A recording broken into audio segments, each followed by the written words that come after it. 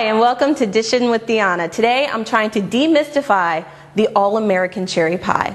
The first thing you want to do is make your crust. Now I know it's so much easier to run to the store and buy crust, but let me tell you, it's easy to do this. What you want to do is take a food processor if you have one. You're going to throw in 2.5 cups of flour. To that you're going to add 2 tablespoons of sugar, and I have 1 teaspoon of salt in this, so we dump those all in.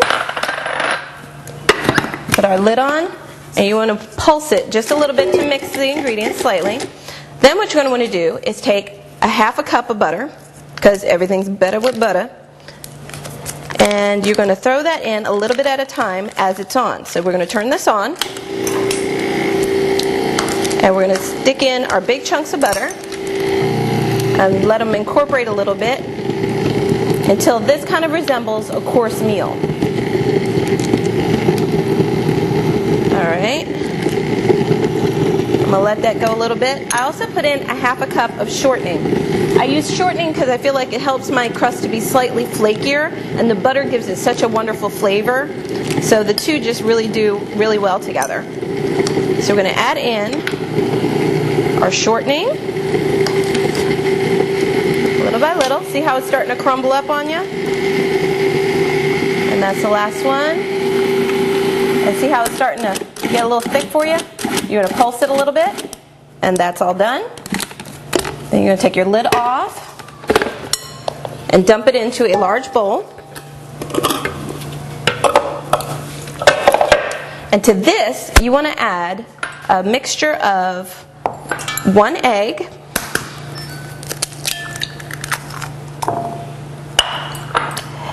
you want to add 1 tablespoon of vinegar, and you want to add some ice cold water. Oh my goodness, where did I put my ice cold water? I just had it. There it is. So depending on where you live and the humidity you're in, you're going to add anywhere from 2 to 4 tablespoons of water. I usually start with about 2, and then if I need more, I add it. So 1, 2. Give this a little beat to incorporate all the ingredients together. And then the method I like to use is I put a little bit in, and then I kind of fluff it around until all the liquid's incorporated. You see that? Starting to come together nicely, but I do need just a little bit more fluid. So we're going to take and add 2 more tablespoons of water. Fluff that around a bit, and see, now it's starting to just come together nicely. You don't want it to be wet. You want it to be sticky but not wet. So we're going to just get that off our fork.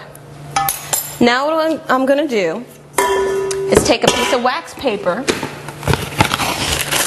lay it out. We're going to dump this right in the center of our wax paper.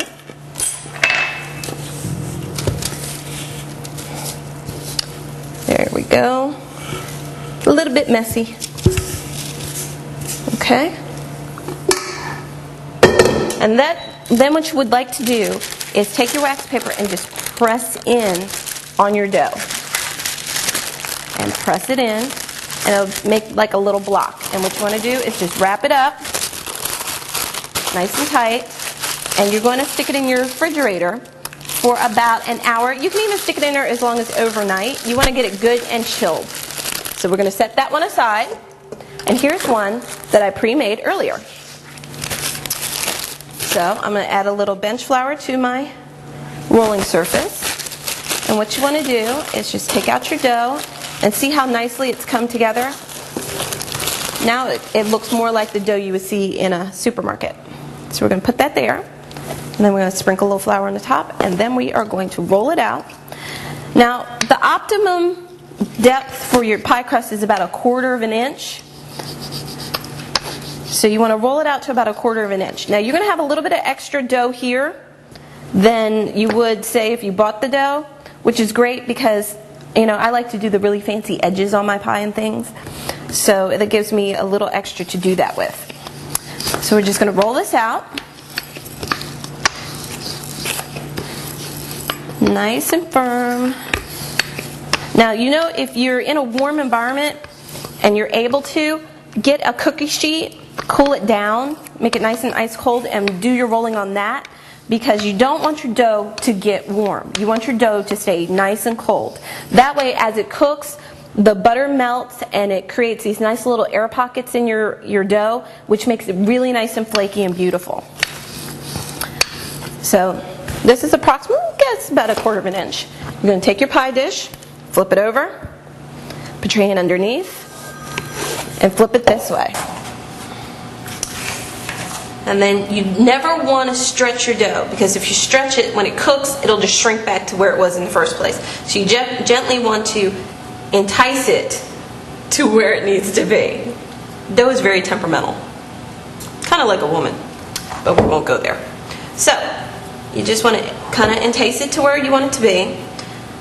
Now here's where you can kind of get a little decorative. A lot of people will use a fork and kind of press around the edge of your dough to make an edge, but I'm going to show you how to make a rope edge to your dough. Now, at this point, you would make your filling. But I'm going to set this aside and then come back and show you how to make your edge on your pie with the filling in it. So we're going to set that aside. Now, what I have here is 4 cups of Morello cherries. Beautiful sour tart cherries. We're going to pour our cherries into our mixing bowl. To our cherries, you want to add 1 1/4 cups of sugar, 3 tablespoons of tapioca, and one of my little secrets is almond extract. Not very much, however. You just want to put a little smidgen. So I usually put about 1/4 tea, depending on how deep the pie dish is. I'm going to put about 1/4 teaspoon almond extract. And then you need to measure out your leftover cherry juice. You don't need it all, but you do need some of it to get that nice gooey center. So to this, I'm going to measure out 1 1/2 cups of cherry juice. There we go. Set the rest aside. Pour that in. Give it a nice little stir.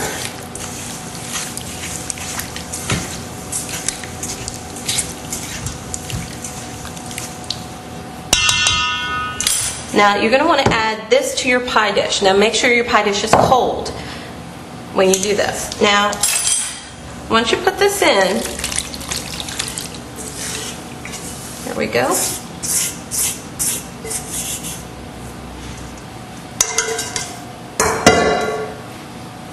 I'm going to smooth it out. Oops, left that over there. I'm going to smooth this out so it's nice and even. And I'm going to put a little bit of an edge on this. See how I'm pinching with my fingers? Makes it look all pretty and decorative. Now all you would need to do now is take out your second crust out of the refrigerator, roll that out and lay it upon the top of it. Seal the edges by pinching them, just like this.